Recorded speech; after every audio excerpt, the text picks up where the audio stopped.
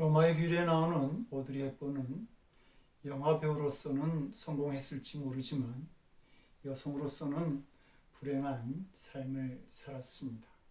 그녀는 두 번이나 결혼에 실패하면서 자신은 버림받은 사람이라고 생각하죠. 이렇게 잘못된 자아를 가지고 노년 이후에는 아이도 남편도 없이 혼자 외로움과 우울증과 싸우면서 폐인 같은 삶들을 살아가게 됩니다.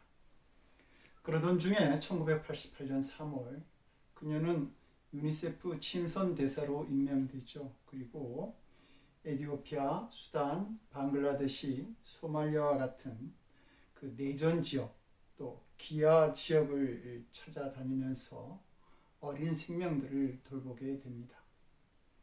그때 그녀는 직장암 선고를 받고 그의 몸무게가 35kg으로 줄어든 상태였지만 그 투병하는 중에도 그녀는 소말리아의 어린아이들을 걱정하였다고 합니다.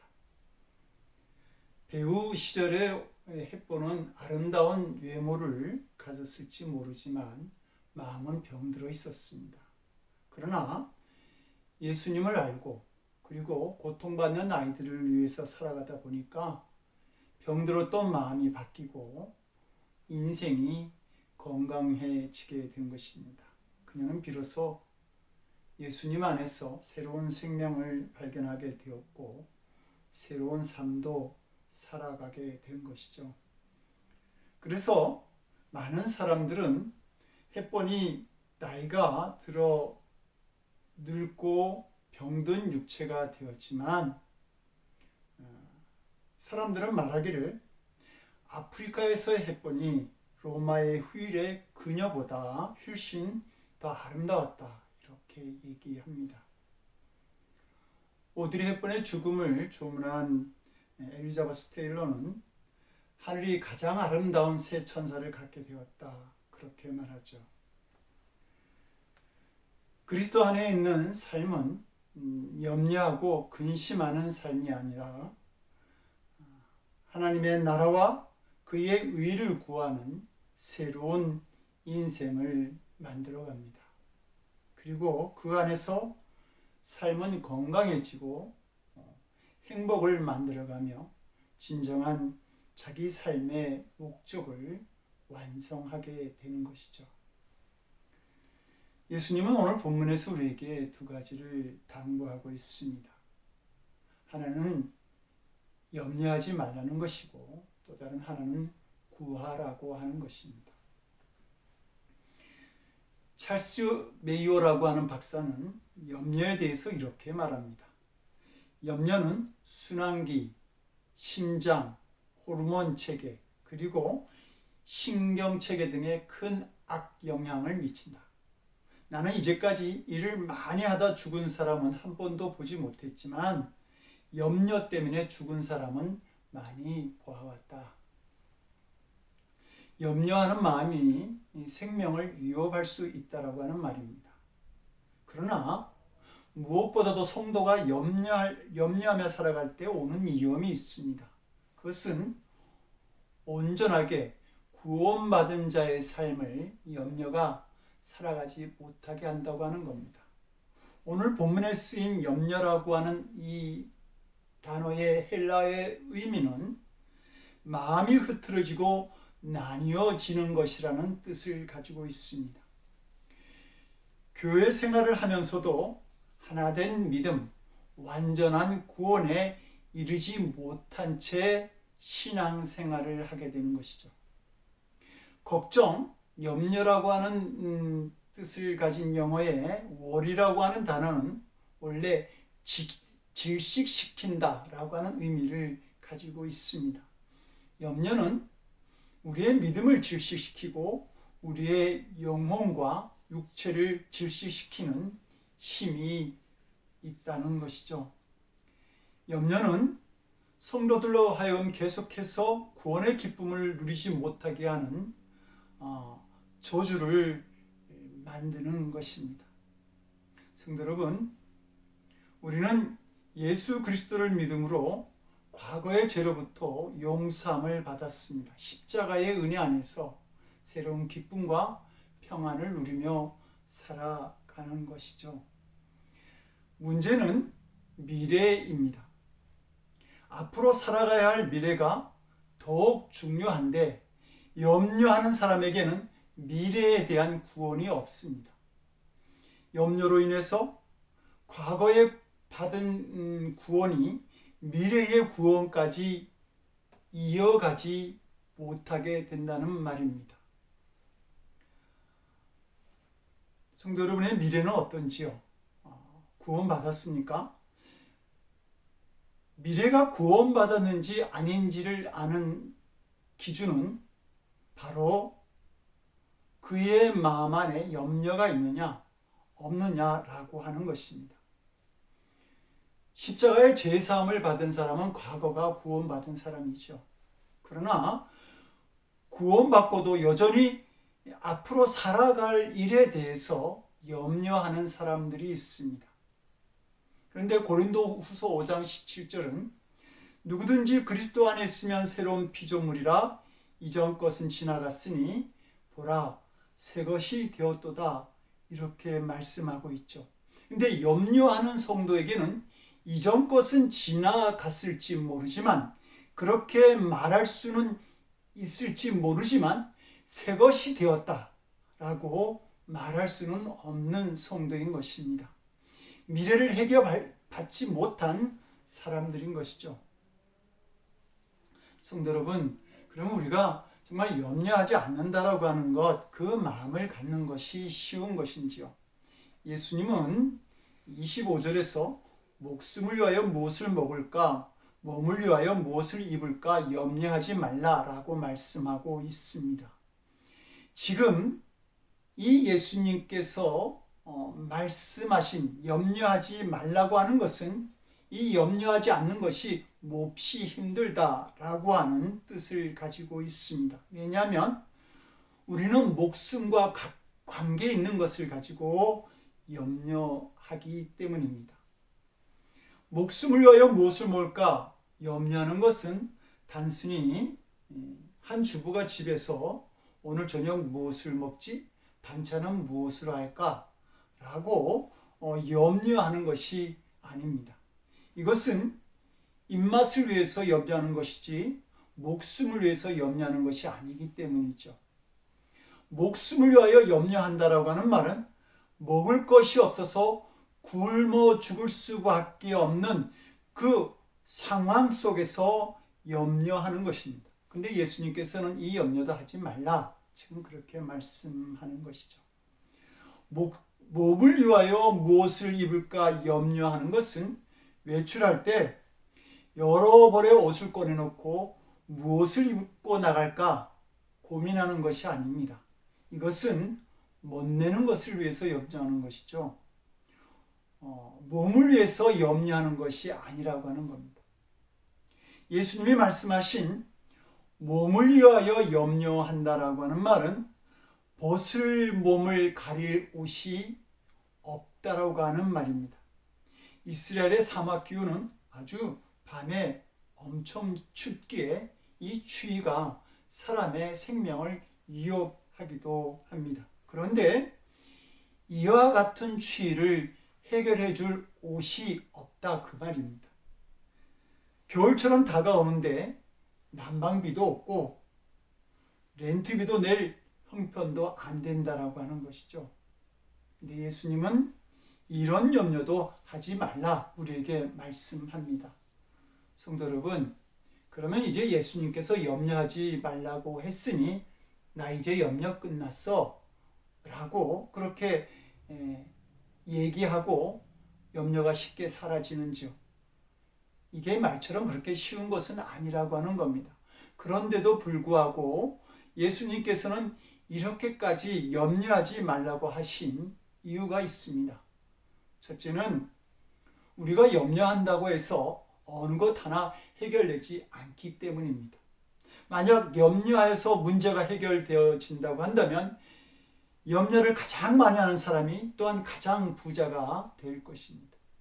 둘째는 우리에게 먹을 것, 입을 것을 책임져 주시는 아버지 하나님이 계시다는 말입니다. 예수님은 공중의 새를 보라, 심지도 않고 거두지도 않고 창고에 모아들이지도 아니하되 너희 천부께서 기르시나니 너희는 이것들보다 더 귀하지 아니하냐, 이렇게 말씀하십니다. 공중에 나는 새는 심지도 거두지도 창고에 모아 거두지도 않는데도 불구하고 하나님께서 기르신다라고 말씀합니다. 그리고 30절을 보면 오늘 있다가 내일 아궁이에 던지우는 들풀도 입히시거든 하물며 너희일까 보냐 믿음이 적은 자들아, 이렇게 또 말씀하시죠. 드럽힌 백합화는 염려하지 말거라, 내가 다 입히고 책임진다 라고 말씀하시는 하나님의 음성이고 사인인 것입니다. 공중에 나는 새나 들에 핀 백합화는 염려하지 말라고 하나님께서 우리에게 주시는 편지인 것이죠. 성도 여러분, 부모님을 바라보고 사는 아이들은 입고 먹는 것을 염려하지 않습니다. 그러므로 정말 하나님을 믿는 사람들은 마음에서 염려를 버리는 삶을 살라고 예수님께서 말씀해 주시는 것이죠. 염려에 대해서 예수님께서 내리신 처방이 단순할지 모르겠습니다. 그러나 열심히 사는 것, 그것과 염려하며 사는 것은 다른 것입니다. 아무리 연약한 사람일지라도 염려가 없으면 무슨 일이 있는지 할 수 있는 자신감과 힘을 가지게 됩니다. 그러나 아무리 유능한 사람일지라도 염려에 사로잡히게 되면 두려움 속에서 아무것도 하지 못하게 되는 것입니다. 예수님은 우리에게 염려하는 대신에 너희들은 그의 나라와 그의 의를 구하는 삶을 살라고 말씀하십니다. 예수님은 지금 우리들이 먼저 해야 될 것이 있다, 이렇게 말씀합니다. 성도 여러분, 같은 공간 안에 모래와 자갈과 큰 돌을 가장 많이 넣을 수 있는 방법이 무엇이겠습니까?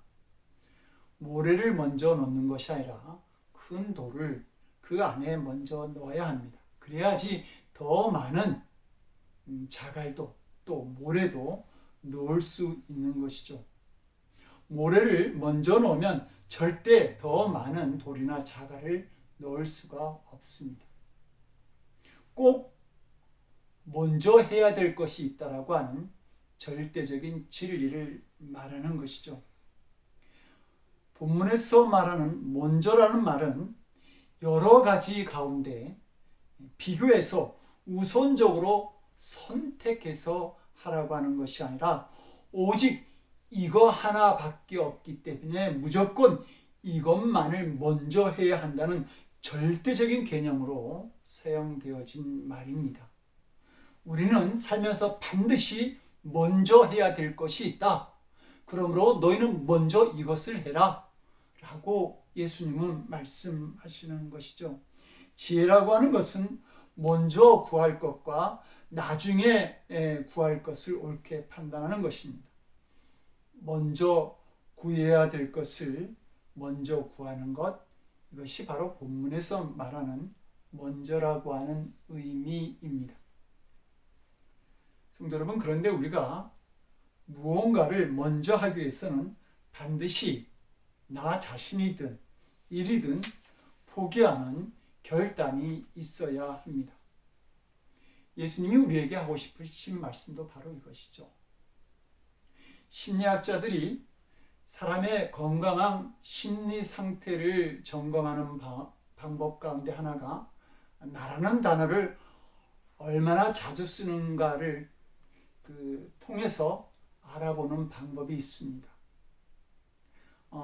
일정한 시간의 연설이나 대화 또는 일정한 길이의 문장에서 나라는 단어를 자주 쓰는 사람일수록 그 사람의 심리 상태는 건전하지 못하다고 말합니다. 미국의 한 언어학자가 조사한 바에 의하면 히틀러는 나라는 단어, 자신을 가리키는 단어를 53번 단어를 쓰면 꼭 한 번 사용했다고 하죠. 그리고 이탈리아 독재자 무솔리니도 83단어에 한 번씩 나라는 단어를 썼다고 합니다. 예수님은 누가복음 12장에서 어리석은 부자의 비유를 말씀하고 있습니다. 그런데 이 비유에서 어리석은 부자가 하는 말이 3절에 걸쳐서 기록되어지죠. 그런데 이 어리석은 부자는 이 짧은 문장 안에 나라고 하는 단어를 6번씩이나 사용합니다. 나를 찾을수록 어리석은 자가 된다는 말입니다. 불행한 것은 그렇게 나를 찾았음에도 불구하고 이 어리석은 부자의 영혼은 그날 밤 데려감을 당했다라고 하는 것이죠. 자기 중심적인 사고, 관심이 자신을 망치게 만드는 것입니다. 나라는 존재가 얼마나 불완전한 존재이며 얼마나 부족한 존재인지를 아는 것, 그것이 지혜입니다. 스스로 나라는 존재에게만 맡겨두면 모든 것이 가능할 것 같은데 사실은 망하는 길이라는 것이죠. 그러므로 자신의 주장과 지혜, 하고 싶은 말, 경험을 포기할 수 있는 삶의 자세가 있어야 합니다. 성도 여러분, 나를 포기하고 하고 싶은 무언가를 포기한다라고 하는 것은 괴롭고 힘든 일이죠. 그런데도 성도 여러분들은 하나님의 말씀을 따라서 나를 포기한 것이 있는지요? 예수님은 우리들에게 포기한 것이 있는 삶이 행복한 삶이다, 그렇게 가르칩니다. 부부도 서로를 위해 포기하는 것이 많은 만큼 그만큼 행복해질 수 있습니다. 행복한 부부가 많지 않은 이유는 배우자를 위해서 희생하는 것이 없거나 포기하려고 하지 않기 때문입니다. 제가 유암 수술을 할 때 종양이 있는 위에 3분의 1 이상을 잘라내야 했습니다. 그래야지만 살 수 있기 때문이었죠. 인생도 잘라낸 것이 많아야 성공적인 인생을 살아갑니다. 예수님께서 겟세마네 동산에서 하나님께 기도하실 때도 그러나 나의 원대로 마옵시고 아버지의 원대로 하옵소서 라고 기도하시죠. 예수님께서도 자신이 이 땅에 오신 목적을 완성하시기 위해서는 당신이 원하셨던 것을 포기하는 것이 있어야 했던 겁니다. 예수님은 염려하지 아니하고 포기하고자 하는 우리들에게 해야 할 것이 있다고 말씀하시면서 그것을 그의 나라를 구하는 것이라고 말씀합니다. 하나님의 나라를 구하는 삶이 우리들의 삶이 되어야 합니다. 문제는 대부분의 사람들이 먹고 사는 문제보다 더 중요한 것이 있다는 사실을 모른다고 하는 것이죠. 알렉산더 솔제니친이 쓴 안병동이라고 하는 소설에 이런 장면이 나옵니다. 병원에 환자들이 누워서 심심하니까 무엇을 위해 살 것인가 라고 하는 주제를 가지고 이런저런 이야기를 합니다. 한 사람이 돈이야, 돈을 위해서 살아야 돼 이렇게 말하니까 다른 사람이 돈보다 더 큰 것이 권력이야, 권력만 있으면 돈도 생기고 모든 것이 다 생기지, 그건 몰라? 그러자 그 옆에 있던 소녀가 세상에서 가장 중요한 건 남녀 사이에 피어나는 사랑이에요 라고 말합니다. 이 이야기를 통해서 솔제니친이 말하고자 했던 것은 사람들은 정말 자신에게 중요한 것이 무엇인지 모른다고 하는 것입니다. 안병동에 있는 그들에게 가장 필요한 것이 무엇일까요? 건강인 것이죠. 근데 건강을 말하지 않는다고 하는 겁니다.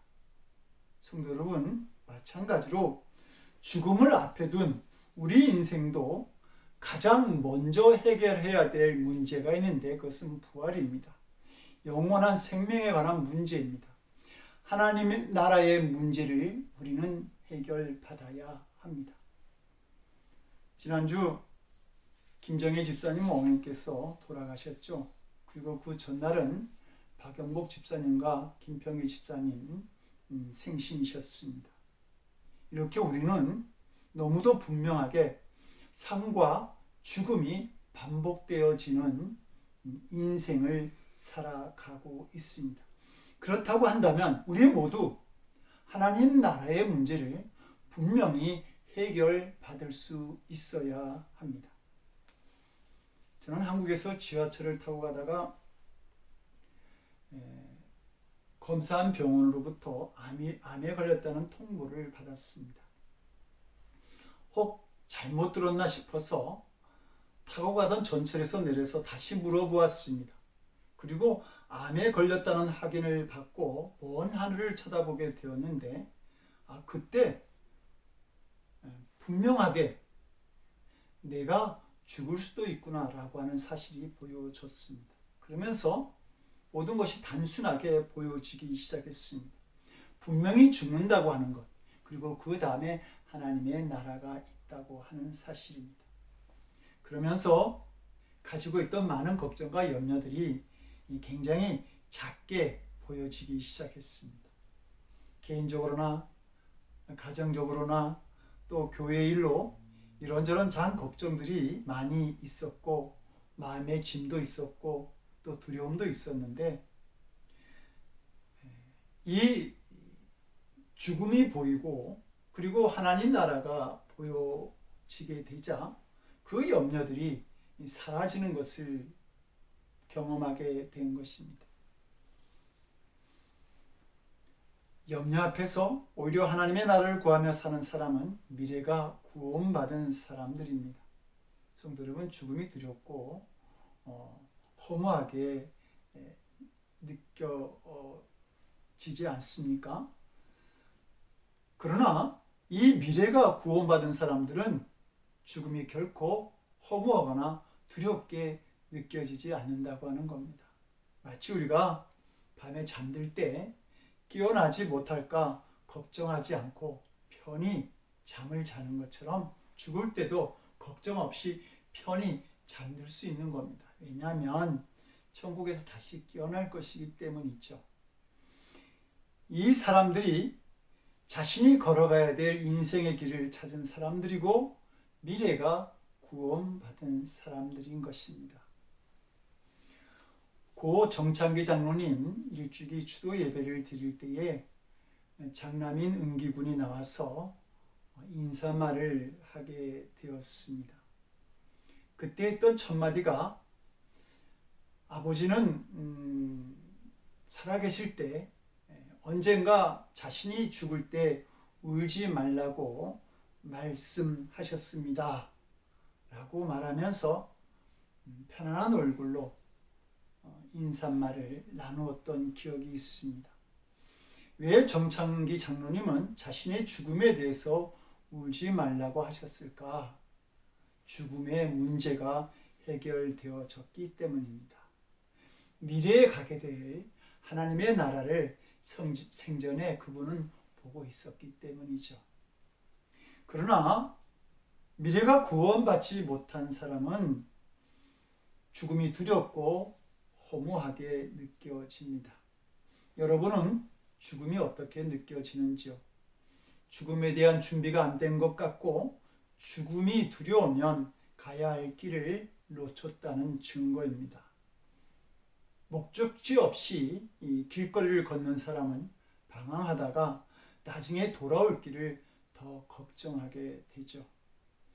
먼 훗날 내가 만나게 될 죽음에 대한 준비가 되어 있지 않는 사람은 인생을 이렇게 사는 것과 마찬가지입니다.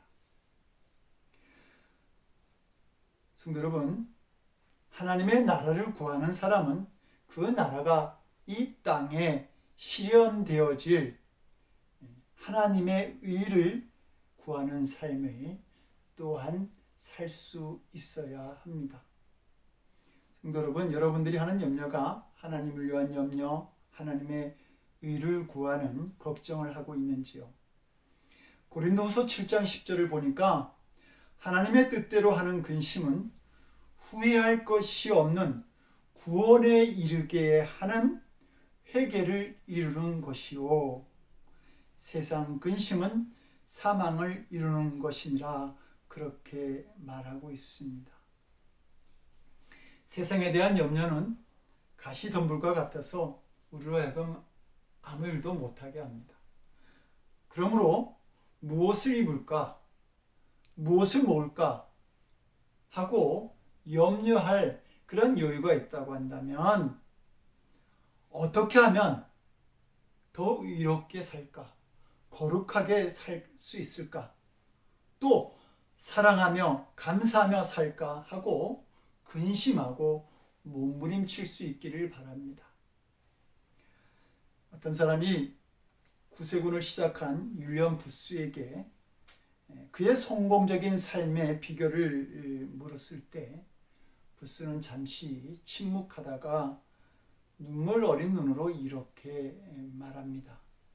저보다 더 훌륭한 두뇌와 기회를 가진 사람들이 많이 있었습니다. 그러나 저는 저의 모든 것을 하나님께 바치기로 결심했었습니다.